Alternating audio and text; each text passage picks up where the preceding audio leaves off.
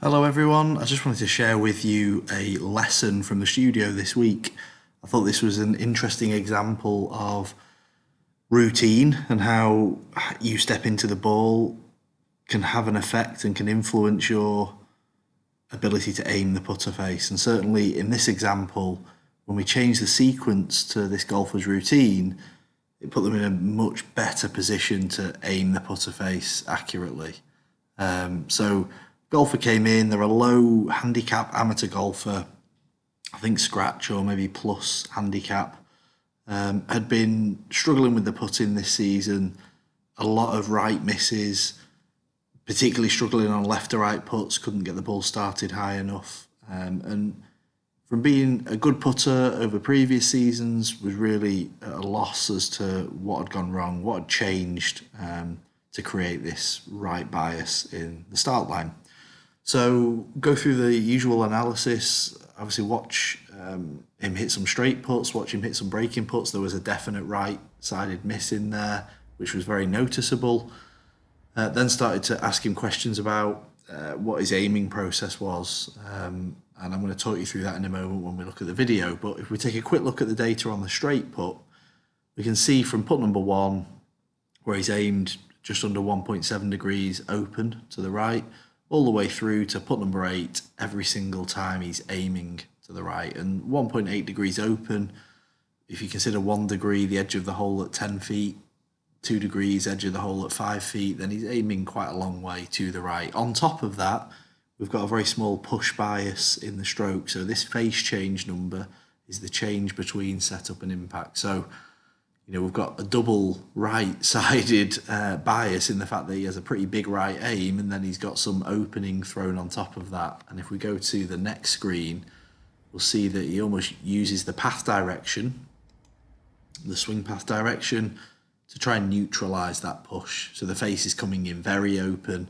and this path, whilst it's only 1.8 degrees left of the ball to target line, it's 3.6 degrees left of his putter face aim. He was aiming 1.8 to the right. So we've got an average ball direction of 1.9 degrees to the right. So he's hitting pretty big pushes, and the majority of that push is coming from aim at the setup position, and that continued to be the case on the breaking puts.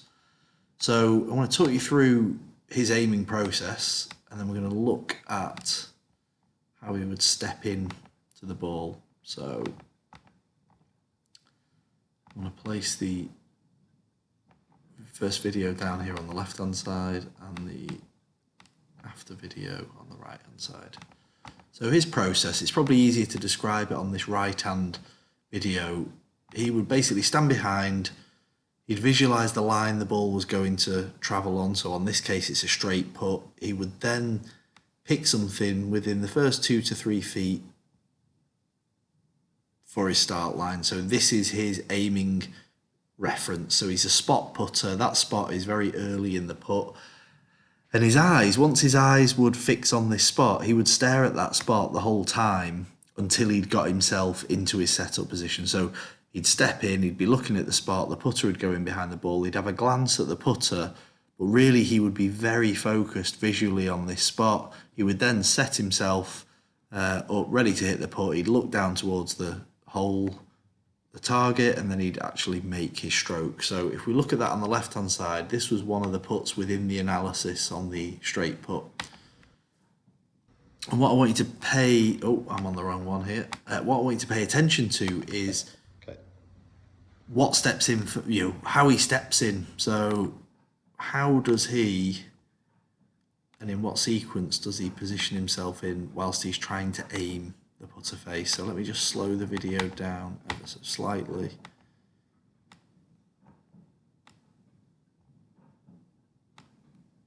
Okay, and I'm going to take him back. I pay attention to, so obviously he's looking at his spot here. He's not looking at his feet. He's not looking at the putter. Okay. He's looking at the spot the whole time he walks in. So spot, spot, spot, still looking at the spot.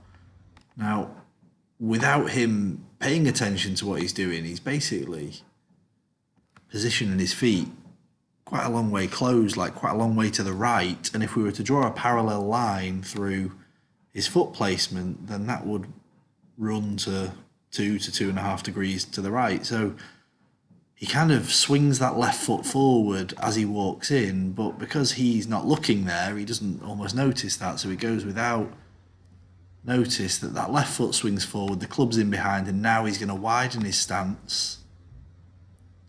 He's then going to take a look down towards the hole, and now he's ready to swing, he's ready to hit the putt. You look at his foot placement, and we look at where the hole is and the ball to target line, and he steps in really closed. Now, the moment he put the club in behind the ball, in this initial video, it was open, and it stayed open the whole time. It's not like he'd aim well and then it would open as he widened his stance. It was open from second one. So what I wanted to see is whether, without showing him the data and without exposing any of those patterns and biases, could I get him to change the sequence of his routine, and would that have an influence on his aim? So what I asked him to do was to step in with just his right hand on the putter, his trail hand, and his right foot forward. And what I wanted him to do is have a period of time here where he could actually aim the putter at his spot without his body influencing. So the fact that he was standing in close before, that was having an effect on how he saw the putter relative to his spot. Once he got, so if you notice now, once he's happy with that putter, I then said set yourself parallel to that putter alignment. And what you'll see is, because the putter was the priority, he would then set himself fairly parallel, and his feet look better positioned, his hip alignment looked better. So actually, by prioritising the putter and by not allowing his body to skew his perception and to skew his lines, he could actually get the putter aimed up well, then set himself parallel, and then he was in a position where he could hit the putt. And when I was looking at the live face aim on the Sam Putt Lab, you could see he would aim it well from the moment he stepped in. So he could actually aim his putter at his intended target and at his spot, as long as he prioritised the putter and that his body alignment didn't skew his ability to aim. So right foot forward, right hand on the putter. Once that putter's aimed up, then set yourself. And he's in parallel, and he's ready to play the putt there just by changing the sequence to his routine. Now, if we have a quick look at the change of data, if I put this onto the full screen, so going through this original data again, we know we've got that 1.8 degrees open. We've got the path that swings fairly hard left, but obviously to try and neutralise that aim and that push bias we've got in the stroke, that 0.8 opening. If we go into the second set of data, this next set of data was basically the routine change, where we didn't talk about anything other than this change of sequence. You'll notice later on here, stroke training, we did a little bit of work on trying to improve that face to path. If you take a look at his aim over those 5 putts within the routine change, then he could aim it fantastically at his spot, really consistently on straight and breaking putts. So it made a huge difference. What you would then see, there's still some opening there. You know, we've got a degree of opening, just over a degree of opening between setup and impact, but that path shows itself now as 3.6 or 3.5 degrees to the left, because he's now aiming well.